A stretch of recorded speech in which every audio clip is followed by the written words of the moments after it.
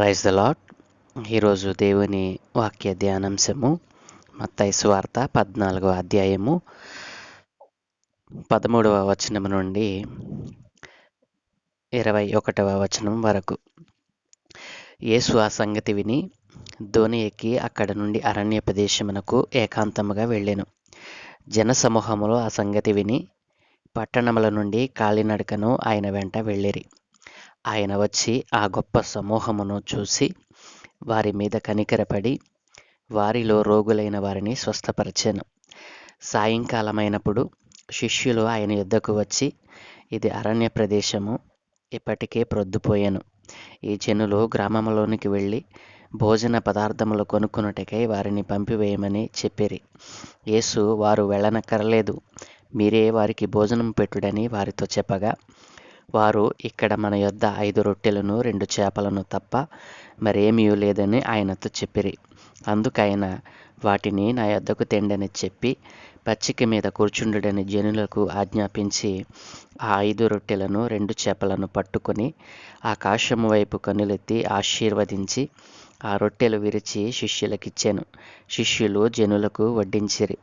వారందరూ తిని తృప్తి పొందిన తరువాత మిగిలిన ముక్కలు 12 గంపల నిండా ఎత్తిరి.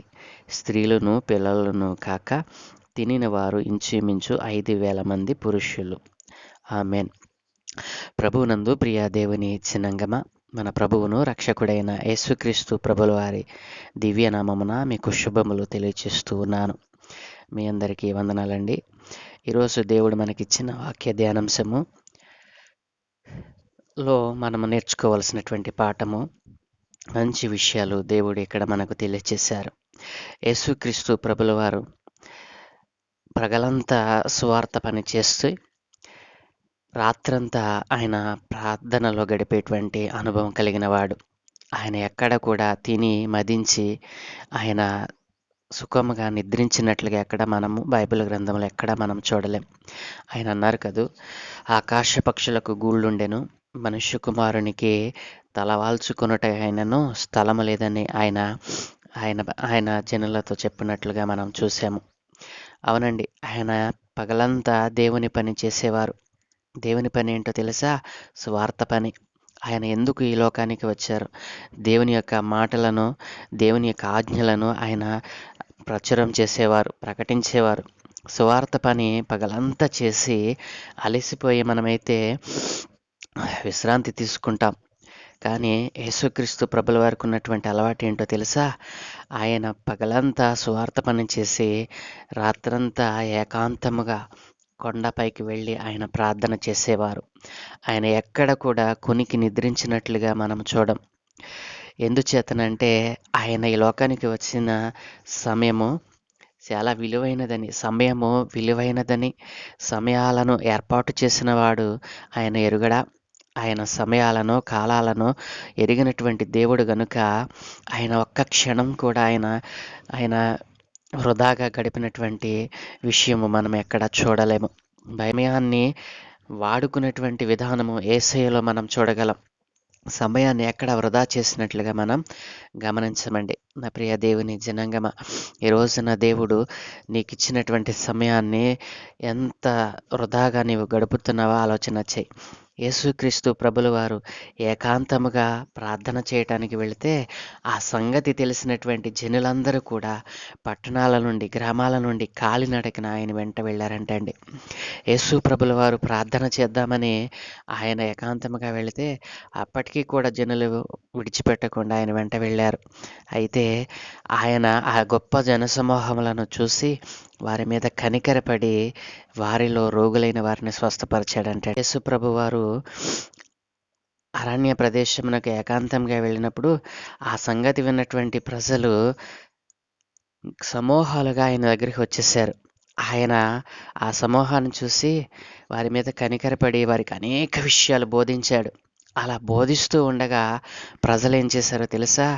ఆయన బోధన వింటూ వారు ఆహార పదార్థాలు తినాలనేటువంటి ఆలోచన, తాగాలనేటువంటి ఆలోచనను వారు మరచిపోయి అంతగా వారు ఆయన చెప్పిన బోధ యందు నమ్మిక అంటే ఆయన చెప్పిన మాటల యందు వారు లక్ష్యముంచారు.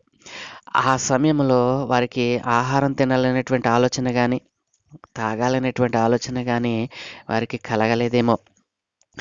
అది ఆ సమయము మించిపోయింది. ఎక్కువ సమయం మించిపోయేటప్పటికి సాయంకాలం అయిపోయింది. అప్పటికి జనులు కూడా ఇంకను కదలలేకుండా ఆయన చెప్పిన మాటల యందు విశ్వాసముంచుచు ఆయన చెప్పిన మాటలను వింటూ ఉన్నారట. ఆ విషయాన్ని గమనించినటువంటి శిష్యులు ఆయన దగ్గరకొచ్చి చెప్తున్నారు గదూ!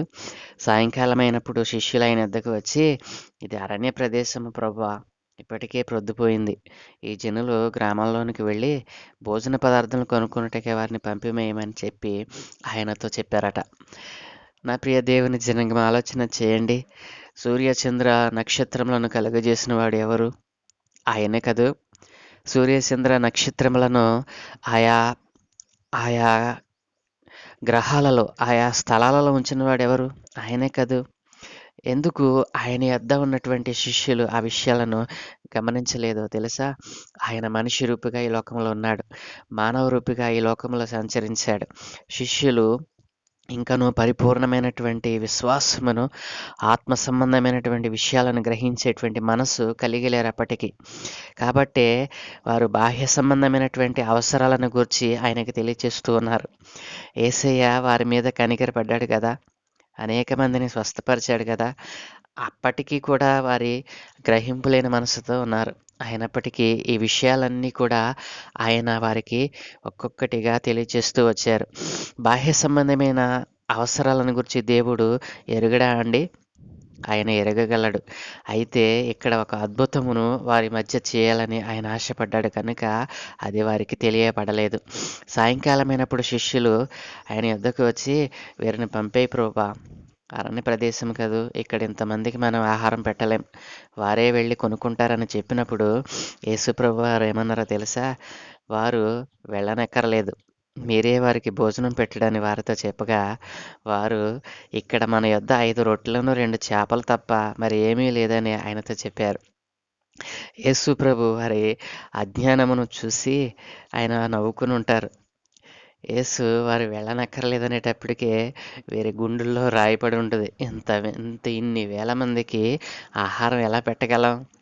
మన దగ్గరున్నది కేవలం 5 రొట్టెలు, 2 చేపలే కదూ! అని వారు ఎంతో మదనపడినుంటారు. అయితే సర్వశక్తి కలిగినటువంటి దేవుడు మరి అనేకమైనటువంటి రోగాలు, ఏ వైద్యుడు కుదర్చనటువంటి రోగాలు, చచ్చిపోయిన వారిని సహితం లేపినటువంటి ఆ గొప్ప సన్నివేశాలను ఈ భూమి మీద యేసు ప్రభు మనిషి రూపుగా ఉన్నప్పుడు చేస్తే చూసి మరి వాటిని అప్పటికప్పుడు అంగీకరించినటువంటి వారు ఆయన ఇది చేయగలడనేటువంటి విశ్వాసము వారిలో లేకపోయినప్పటికీ లేకపోయింది. కాబట్టి యేసయ్య అన్నారు గదా! మీరే పెట్టండి. వారు ఎక్కడికి వెళ్ళక్కర్లేదన్నప్పుడు వారెంతో భయపడుంటారు. ఆ విషయమునే యేసయ్యకు చెప్తూ అంటున్నారు గదా! ఇక్కడ ఇక్కడ మన యొద్ద 5 రొట్టెలను 2 చేపలను తప్ప మరేమీ లేవు ప్రభా! అని చెప్పినప్పుడు యేసయ్య అన్నారు కదా! వాటిని నా యొద్దకు తేండి. వాటిని నా యొద్దకు తెచ్చి వారిని పచ్చిక మీద కూర్చుండబెట్టండని శిష్యులకి ఆజ్ఞాపించి ఆయన చేసినటువంటి పనేంటో తెలుసా? 5 రొట్టెలను, ఆ 2 చేపలను పట్టుకొని ఆయన చేతిలోనికి తీసుకున్నారు. మొదట ఆయన చేసినటువంటి పనేంటో తెలుసా? మన వద్ద ఉన్నటువంటి ఏ చిన్నదైనా సరే, ఏ చిన్న విశ్వాసమైనా నీలో ఆవగింజంత విశ్వాసం ఉంటే చాలన్నాడు కదూ! ఆవగింజంత విశ్వాసము నీలో ఉంటే ఆయన తన చేతుల్లోనికి నేను తీసుకుంటాడు. నీకు అవసరమైన దానిని రెండంతలు కాదండి, ఎన్ని రెట్టులైనా సరే ఆయన ఇవ్వటానికి ఇష్టపడుతూ ఉన్నాడు. ఎప్పుడు 5 రొట్టెలు 2 చేపలు 5,000 మంది తినగా ఇంకాను 12 గంపలు ఎత్తారంటండి. ఎప్పుడు అవి ఆ ఆశీర్వాదాన్ని పొందుకున్నాయి? 5,000 మందికి తిన్నటువంటి వారిలో పురుషులే ఇంచుమించు 5,000 మంది అంటండి. అది లెక్క కాదు. ఇంచుమించు అంటే ఏంటి? 5,000 మంది పైగా అని దాని అర్థమే కదా! కేవలం పురుషులే ఇంచుమించు 5,000 మంది అంటే స్త్రీలను పిల్లలు కాక అన్నాడు మళ్ళీ.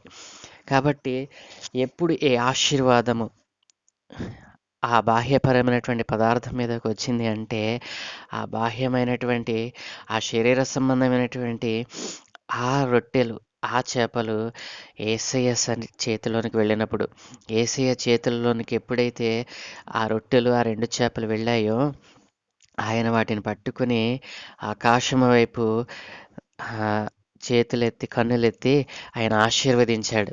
ఎప్పుడైతే ఆయన చేతిలోనికి వెళ్ళాయో, ఆయన ఆశీర్వాసనం పొందుకున్న వెంటనే ఆయన వాటిని ఆయన చేతులతోనే విరిచి శిష్యులకిచ్చినప్పుడు, అవి వాటిని ఆ జనసమూహాలకు వడ్డించారంటండి. ఎప్పుడు ఆ ఆశీర్వాదము వారికి వచ్చింది? యేసయ్య చేతిలోనికి వెళ్ళినప్పుడు. యేసయ్య చేతిలోనికి నీవొచ్చినట్లయితే, నీవు ముందెన్నడూ చూడనటువంటి ఆ గొప్ప ఆశ్చర్యమైనటువంటి కార్యములను చూడగలవు. ఈరోజు నేను నేర్చుకోవాల్సింది అదే. బాహ్య సంబంధమైన విషయాల మీద మనసు పెట్టొద్దు. ఎందుకంటే, బాహ్య సంబంధమైన విషయాలన్నీ కూడా ఆయన పట్టించుకోడు. ఎందుకనగా ఆయన ఆత్మ సంబంధమైన వాడు. నిన్ను ఆత్మపూర్ణిగా మార్చటానికి ఈ లోకానికి వచ్చాడు కదూ! ఆత్మ సంబంధమైన అవసరాలు ఏమైనా కావాలంటే నీవు ఆయన అడగాలి. బాహ్య సంబంధమైన, శరీర సంబంధమైన కార్యాల మీద ఎందుకు మనసు పెడతావు? ఎంత గొప్ప అద్భుతమును చేసినటువంటి దేవుడు నీ జీవితంలో చేయడా? కాబట్టి నీవు కలిగి ఉండవలసింది ఏమిటో తెలుసా? నీ నీలో ఉన్నటువంటి ఆ కొద్దిపాటి అవసరాన్ని, నీకు కావాల్సినటువంటి ఆశీర్వాదము గాని, దీవెన గాని, మరేదైనా సరే నీకు అవసరమైతే, నీవు ఆవగింజంత కొద్దిపాటి విశ్వాసమును ఆయన మీద ఉంచి, ఆయన నాకు చేస్తాడనేటువంటి నమ్మకం నీలో ఉంటే, నిన్ను ఆయన చేతుల్లోనికి తీసుకుంటాడు. నీవు ఎప్పుడైతే ఆయన చేతుల్లోకి వెళ్తావో, ఆయన ఆశీర్వాదము తప్పకుండా నీకిస్తాడు. కాబట్టి 5 రొట్టెలు, 2 చిన్న చేపలు 5,000 మందిని తృప్తిపరచగలేనిది, నిన్ను ఆయన తృప్తిపరచలేడా? ఏ విషయాల చేత నీవు విభ్రాంతి నొందుతున్నావు? చిన్న అపాయం వచ్చిందని, చిన్న శ్రమ కలిగితేనే, చిన్న శోధన కలిగితేనే బెంబేలెత్తిపోతున్నావు కదూ! నిన్ను రక్షించగలిగినటువంటి హస్తము, నిన్ను పరమునకు చేర్చేటువంటి హస్తము ఒకటుందని నీవెందుకు గుర్తించలేకపోతున్నావు? శిష్యులు గ్రహించలేనటువంటి ఆ గూఢమైన భావాలను ఆయన వారికి ఏకాంతముగా తెలియచేస్తూ వచ్చారు. ఎందుచేతనంటే, వారేను గదా! ఆయన ఈ లోకాన్ని విడిచి పరలోకమునకు వెళ్ళినప్పుడు, మరి ఆయన చేసినటువంటి ఆ పనులను, ఆయన జరిగించినటువంటి అద్భుత కార్యములను, ఆశ్చర్య కార్యములను ఆయన తరువాత సంఘములలో, సమాజములలో వారు చేయాలనే వారికి మాదిరిగా ఉంచి ఆయన విషయాలను బోధించారు. కాబట్టి నా ప్రియ జనాంగమా, 5 రొట్టెలు, 2 చేపలు ఏ రీతిగా అయితే ఆయన చేతిలోనికి వెళ్ళినప్పుడు అవి ఆశీర్వదించబడ్డాయో, ఈ రోజున నిన్ను ఆయన చేతిలోనికి రమ్మని, ఆయన చేతుల్లోకి రమ్మని ఆయన చేతులు చాపుచున్నాడు. నీ చేతులను ఆయన చేతికి అప్పగిస్తావా? నీ హృదయంలో ఇంతవరకు నీవు చూడనటువంటి ఆశ్చర్యమైన, అద్భుతమైనటువంటి కార్యమును నీవు పొందుకోగలవు. కాబట్టి 5 రొట్టెలు, 2 చేపలు 5,000కు పైగా ఆయన పంచిపెట్టాడు. ఎంత గొప్ప అద్భుతమండి! అద్భుతములు చేసేటువంటి దేవునిని విడిచిపెట్టి ఎంతకాలం ఈ లోకముతో నీవు స్నేహం చేస్తావు? దేవుడు అడుగుతూ ఉన్నాడు, నా చేతిలోనికి రా, నిన్ను ఆశీర్వదిస్తాను, నిన్ను ఫలింపు చేస్తానంటున్నాడు. నిన్ను గొప్ప జనముగా చేస్తానని ఆనాడు మరి అబ్రహాముతో చెప్పినప్పుడు, ఆయన నమ్మటానికి ఆస్కారం లేదప్పుడు. ఎందుకంటే, విశ్వాసం ఉంచటానికి ఆస్కారం లేనటువంటి దినాలలో దేవుడు అబ్రహామును కనుగొని ఆయన చెప్పిన ప్రదేశానికి వెళ్ళమన్నప్పుడు ఆయన మాటకు లోబడ్డాడు. కాబట్టి ఈ రోజున నీవు ఆయన మాట వింటే ఆయన చేతుల్లోనికి తీసుకుంటాడు. ఆయన చేతిలోనికి తీసుకొనబడిన నీవు ఆశీర్వాదముల మీద ఆశీర్వాదములు పొందుకుంటావు. కాబట్టి ఆశీర్వాదములు కావాలా? ఈ భౌతికపరమైనటువంటి శరీరాశల చేత, ఈ లోకంలో ఉన్నటువంటి చెడ్డవైన వాటి మీద మనసు పెట్టుకొని నిన్ను నీవు పాడు చేసుకుంటావా? ఆశీర్వాదం కావాలంటే ఆయన చేతిలోనికి రావాలి. ఆవగింజంత విశ్వాసం నీకుంటే చాలు. నమ్మకం మాత్రం ఉంటే చాలు. నీవు ఆశ్చర్యమైనటువంటి గొప్ప కార్యాలను చూస్తావు. ముందెన్నడూ నీవు చూడనటువంటి ఆ దేవుని గొప్ప కార్యాలను నీవు అనుభవిస్తావు. నీ జీవితంలో గొప్ప సాక్షిగా మిగిలిపోతావు. కాబట్టి ఈ రోజున ఈ ఈ దృష్టాంతంలో మనం నేర్చుకోవాల్సిన విషయం ఏంటో తెలుసా? మనము ఆయన చేతుల్లోనికి వెళ్ళాలి. ఆయన చేతిలోనికి మన చేయిని అందించినట్లయితే ఆయన ఆశీర్వదించడానికి సంసిద్ధముగా ఉన్నాడు. ప్రార్థన. పరలోకమందున్న మా ప్రియ తండ్రి, గొప్ప దేవా, నీకు స్తోత్రాలు నాయన. ఈ లోక సంబంధమైన విషయాల చేత మేము పట్టబడి భౌతికపరమైన శరీర సంబంధమైన కోరికల చేత మమ్మలను మేము పాడు చేసుకుంటూ ఉండగా అయా మమ్మలను అయా పడిపోకుండా నైనా పాపంలో కూరుకుని పోకుండా మమ్మలను రక్షించుటకే నీవు ఆ పరమ నుండి వచ్చావని, అయా ఈ లోకంలో ఉన్నటువంటి భౌతిక విషయాల చేత మిమ్మలను తృప్తిపరచలేమని, ఆత్మ సంబంధమైన విషయాల చేతనే, ఆత్మ సంబంధమైన కార్యాల చేతనే మేము మీ వద్దకు రాగలమని మీరు వాక్యము ద్వారా తెలియజేస్తూ ఉన్నారు. ఇదిగో భౌతిక సంబంధమైన శరీర సంబంధమైన ఆశల చేత మనిషి ఈ లోకంలో పడి చెడిపోతూ ఉన్నాడు నాయన. అట్లాంటి వారిని రక్షించుట కొరకే 2000 సంవత్సరాల క్రితమే నాయన నీవు మానవ రూపిగా మా మధ్యకు వచ్చి అయా నీవు మాకు మాదిరి ఉంచి వెళ్ళావు నాయన. ఏకాంత ప్రార్థన నీకు నీ జీవితంలోనైనా మీరు మీ జీవితంలో నైనా జరిగించారు. అలాంటి జీవితమే మీరు పొందుకోవాలని మీరు మాదిరిగా ఉంచి వెళ్ళారు నాయన. ఈ రోజున నాయన ఏకాంతంగానే కాదు, కనీసం ఒక 5 నిమిషాలు కూడా అయా నీ సన్నిధిలో గడిపేటువంటి తీరిక లేకుండా ప్రజలు నశించిపోతూ ఉన్నారు. అయా ఉద్యోగముల చేత, పనిభారముల చేత వారిని కష్టపెడుతూ ఉన్నాడు అపవాది అయిన సాతాను నాయన. నైనా నీ మీదకి మనసు లేకుండా లాగివేస్తూ ఉన్నాడు. ఈ రోజున ఆశీర్వాదం పొందుకోవాలని మనసులో ఉన్న ఆత్మలో ప్రేరేపణ కలిగిన నీ వద్దకు వచ్చుటకు మనసు లేకుండా అపవాది అయినటువంటి దుష్టుడు వారి మనసులను ఎత్తుకుపోతూ ఉన్నాడు నాయన. అయ్యా ఇదిగో తండ్రి, 5 రొట్టెలు 2 చేపలు ఏ రీతిగా ఆశీర్వదింపబడ్డాయో అయా మీ చేతిలోనికి వచ్చిన వెంటనే నాయన అవి ఆశీర్వాదాన్ని పొందుకున్నట్లుగా మేము చూడగలిగాము. తండ్రి ఇదిగో మాలో ఆశ ఉంది, కానీ ఆ ఆశను తండ్రి పొందుకోనకుండా అడ్డుకుంటున్నటువంటి ఈ లోక సంబంధమైన దుష్ట ఆత్మలను అయా మీరు గద్దించమని, అయా అలాంటి కోరిక కలిగినటువంటి నీ బిడ్డలందరినీ అయినా మీరు దర్శించమని అడుగుచున్నాను. మీ చేతిలోనికి వచ్చి వారు ఆశీర్వదింపబడిన ప్రజలుగా ఉండుటకు సహాయం దయచేయమని, భౌతిక సంబంధమైన శరీర సంబంధమైన ఏ కోరికల చేత వారు పట్టబడకుండానైనా ఈ లోకంలో ఉన్నదంతయు శరీరేశ నేత్రాశ జీవపు డంబమని వారు ఇకనైనాను గుర్తించి నీవిచ్చేటువంటి ఆశీర్వాదం పొందుకున్నటకు వేగరపడుటకు సహాయము దయచేయమని, మా జీవితంలో మరొక నూతన దినాన్ని అనుగ్రహించినందుకే మీకు స్తుతులు చెల్లిస్తూ ఉన్నాము నాయన. ఈరోజు మేము చేయు పనులన్నిటి మీద మీకు అనుదృష్టి ఉంచి మేము చేయు ప్రయాణములలో సుఖమైన ప్రయాణం మనకు అనుగ్రహించి నీ దూతల కాపుదలు అనుగ్రహించి నీవే మహిమ పొందుకోమని, మహిమా ఘనత ప్రభావములు యేసునామమునకే చెల్లిస్తూ పరిశుద్ధుడైన యేసునామములో ఈ ప్రార్థనా విన్నపంలో తెలియజేస్తూ ఉన్నాము తండ్రి. Amen, amen, amen.